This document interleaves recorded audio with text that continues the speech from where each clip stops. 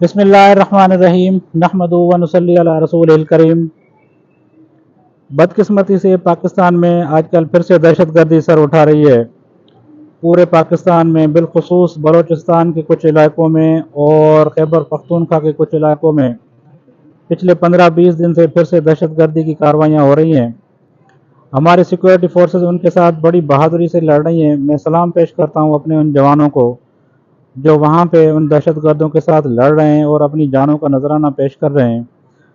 कल भी कोई 20 से 25 के करीब दहशतगर्दों को इन्होंने जहन्नम रसीद किया है। तो ये असल में दुश्मन को देखिए, पाकिस्तान को इस वक्त दुश्मन ने 3 अतराफ से घेरा हुआ है। पाकिस्तान को अंदरूनी खतरात भी हैं और बैरूनी खतरात का सामना भी है। हमारा जो डिफेंस सिस्टम है और जो हमारी सिक्योरिटी फोर्सेस हैं वो अल्हम्दुलिल्लाह इतनी मजबूत और ताकतवर हैं कि बाहर से अभी हमारे ऊपर कोई भी हमला नहीं कर सकेगा। किसी को इतनी जरूरत नहीं है कि हमारे मुल्क के ऊपर हमला करे। अगर किसी ने हमला करने की जरूरत की और कोशिश की तो उसको फिर नतीजा उसको पता है कि हम क्या कर सकते हैं। लेकिन अभी मसला ये है कि दुश्मन हमारे अंदर बैठ गया है। अभी हमारे अंदर उनके प्रॉक्सीज बैठे हुए हैं जो हमारे दरमियान ही रह के हमारे साथ लड़ रहे हैं। और मैं आवाम से ये गुजारिश करूंगा कि आप उन लोगों पे नज़र रखें जो दुश्मन की प्रॉक्सी लड़ रहे हैं यहाँ पे और दुश्मन की जंग लड़ रहे हैं और हम हमारे दरमियान में बैठ के। तो मैं आवाम से ये गुजारिश करूंगा कि आप उनको फाइंड आउट करें। अगर ऐसा कोई बंदा आपको नज़र आए जिस पे आपको शक हो कि ये दहशत गर्दी की कार्रवाई में मुलविस है या मुलविस हो सकता है या इसको किसी हॉस्टाइल एजेंसी की कोई सपोर्ट है, तो आप फ़ौरन अपनी सिक्योरिटी फोर्सेस को उसका इत्तला दें। अब ये हो क्यों रहा है? असल में ये बुनियादी देखें, बात ये है कि पाकिस्तान में इलेक्शन हो रहे हैं 1 हफ्ते के बाद। अब इलेक्शन हो जाते हैं अगर, तो मुल्क में पॉलिटिकल स्टेबिलिटी आ जाएगी और पॉलिटिकल स्टेबिलिटी आ गई तो इकनॉमिक स्टेबिलिटी आ जाएगी, मुआशी इस्तेहकाम आ जाएगा आपके मुल्क में। अभी इतनी मेहनत के बाद थोड़ी बहुत फॉरेन इन्वेस्टमेंट आना शुरू हुई है पाकिस्तान में।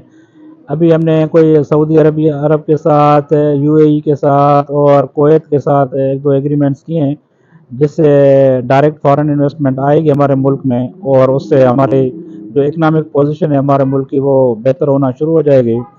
अब दुश्मन को जो है ना ये चीज़ उसको हजम नहीं हो रही कि पाकिस्तान में फॉरेन इन्वेस्टमेंट क्यों आ रही है और उसको ख़त्म करने के लिए ये हरबे इस्तेमाल कर रहा है दुश्मन। तो मैं उसको अपना जो भी पाकिस्तान का दुश्मन है, चाहे वो अंदरूनी दुश्मन है चाहे बैरूनी दुश्मन है, चाहे हमारे मुल्क में अंदर बैठा हुआ है या मुल्क से बाहर बैठ के हमारे खिलाफ साजिशें कर रहा है, मैं एज ए पाकिस्तानी उनको मैसेज दे रहा हूँ कि ये जंग हम जीतेंगे। ये आप कभी ना सोचो, आप जितनी कोशिश कर सकते हो कर लो, हम ये जंग आपसे जीतेंगे। हम अपने मुल्क को इस दहशत गर्दी की लानत से निजात दिलाएंगे हर कीमत पे। हम तब तक लड़ते रहेंगे जब तक एक भी पाकिस्तानी ज़िंदा है, हम तब तक लड़ते रहेंगे और हम अपने मुल्क को दहशत गर्दी की लानत से यकीनन आज़ाद करवाएंगे। तो यही है कि मतलब हमें ये मैं अपने इलेक्शन कमीशन को और जो भी हमारे इदारे हैं उन सबको रिक्वेस्ट करूँगा कि 8 तारीख को इलेक्शन हर हाल में करवाए जाएं पाकिस्तान में, क्योंकि दुश्मन यही चाह रहा है कि यहाँ पे इलेक्शन ना हो, पॉलिटिकल इनस्टेबिलिटी हो। पॉलिटिकल इनस्टेबिलिटी होगी तो इकनॉमिक इनस्टेबिलिटी होगी। दुश्मन का अगर हमने इलेक्शन नहीं करवाए खुदा न खास्ता तो दुश्मन अपने मकासद में कामयाब हो जाएगा, हम अपने मकासद में नाकाम हो जाएंगे। और अगर इलेक्शन हो जाते हैं और नई गवर्नमेंट आ जाती है, नई पॉलिसीज़ मुल्क में आ जाती हैं, तो हम आप यूँ समझें कि दुश्मन के मकसद को हमने ख़त्म कर दिया, हम अपने मकसद में कामयाब हो जाएंगे और दुश्मन अपने मकसद में नाकाम हो जाएगा।